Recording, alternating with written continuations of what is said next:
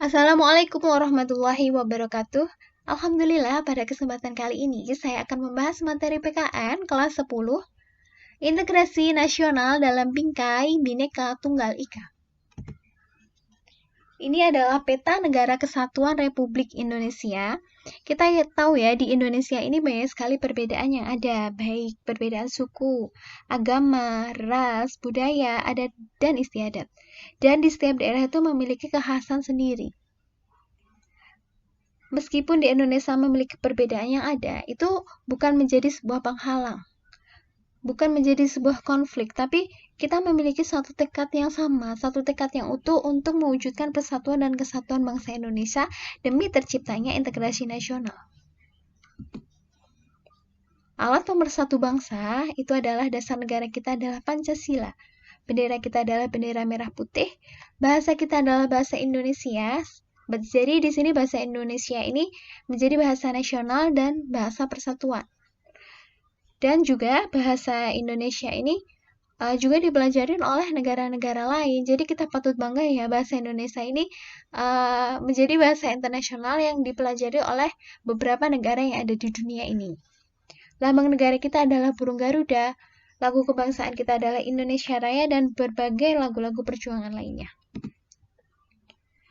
Maka dari itu, melihat keanekaragaman yang ada di Indonesia ini, para pemuda-pemuda yang ada di berbagai daerah di satu tanah air Indonesia ini berkumpul menjadi satu, mengikrarkan sebuah Sumpah Pemuda pada tanggal 28 Oktober 1928 yang menyatakan bahwa negara Indonesia itu mengaku bertumpah darah, yang satu yaitu tanah air Indonesia. Terus mengaku berbangsa yang satu, bangsa Indonesia, dan menjunjung bahasa persatuan yaitu bahasa Indonesia.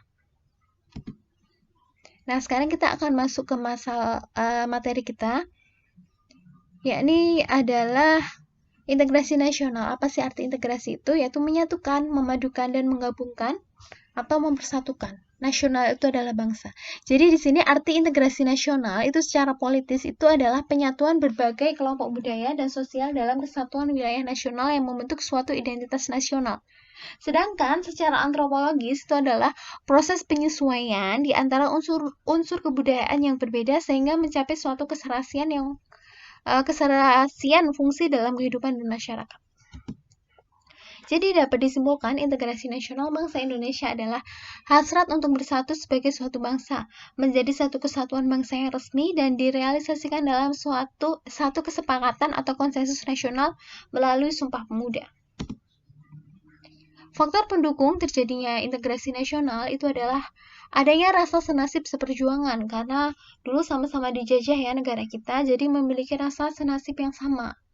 Terus pengamalan ideologi nasional, keinginan untuk bersatu, antisipasi ancaman dari luar, adanya semangat gotong royong, solidaritas, dan toleransi keagamaan, serta penggunaan bahasa Indonesia.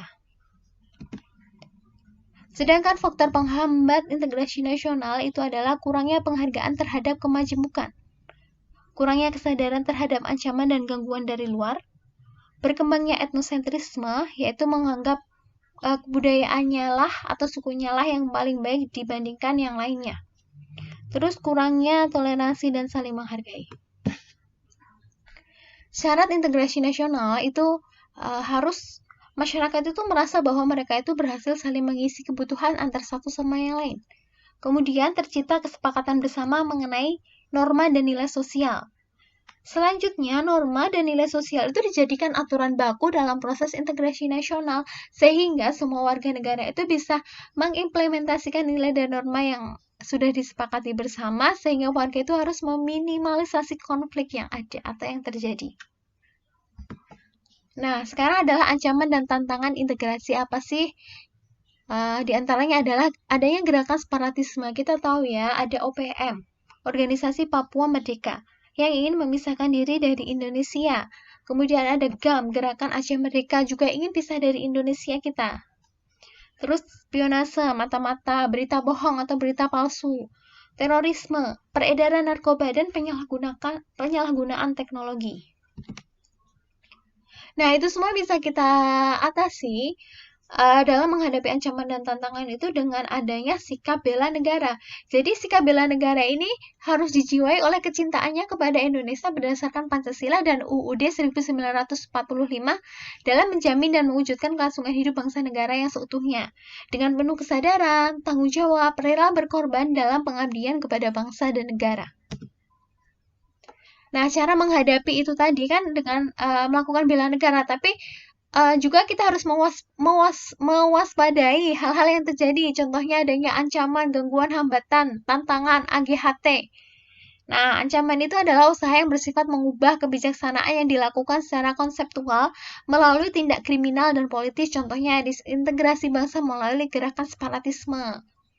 Terus gangguan, yakni usaha yang berasal dari luar, bersifat atau bertujuan melemahkan secara tidak konseptual. Contohnya, kebudayaan asing yang membawa serta ideologi yang berbeda dengan ideologi bangsa Indonesia kita ini.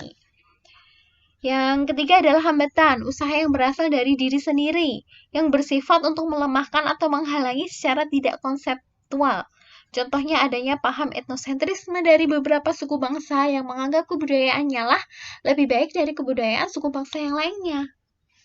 Selanjutnya adalah tantangan, yakni hal atau usaha yang bertujuan menggugah kemampuan yang ada. Contohnya adanya sikap kita untuk melakukan pemerataan pendidikan hingga ke daerah terpencil. Nah, kalian sudah bisa memahami apa arti itu AGHT beserta contoh-contohnya? Nah, dasar hukum bela negara ini ada di Undang-Undang Dasar Negara Republik Indonesia tahun 1945.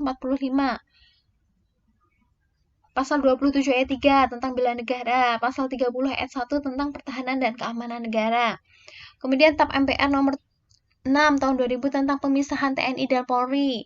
TAP MPR nomor 7 tahun 2000 tentang peranan TNI dan Polri. Dan Undang-Undang nomor 3 tahun 2002 tentang pertahanan negara. Unsur bela negara itu adalah cinta tanah air, adanya kesadaran berbangsa dan bernegara, meyakini Pancasila itu sebagai ideologi negara, rela berkorban untuk bangsa dan negara, memiliki kemampuan awal untuk melakukan bela negara. Nah, dengan cara apa kita bisa melakukan bela negara? Dengan mengikuti pembelajaran pendidikan kewarganegaraan. Setelah kita mengetahui, kita memahami, kita bisa mengaplikasikan itu semua dalam tindakan kita, dalam sikap dan perilaku kita sehari-hari sesuai dengan tujuan bersama bangsa Indonesia ini agar menjadi warga negara Indonesia yang baik. Terus pelatihan dasar kemiliteran, pengabdian sebagai TNI maupun pengabdian sesuai keahlian atau profesi. Demikian, semoga bermanfaat. Terima kasih. Wassalamualaikum warahmatullahi wabarakatuh.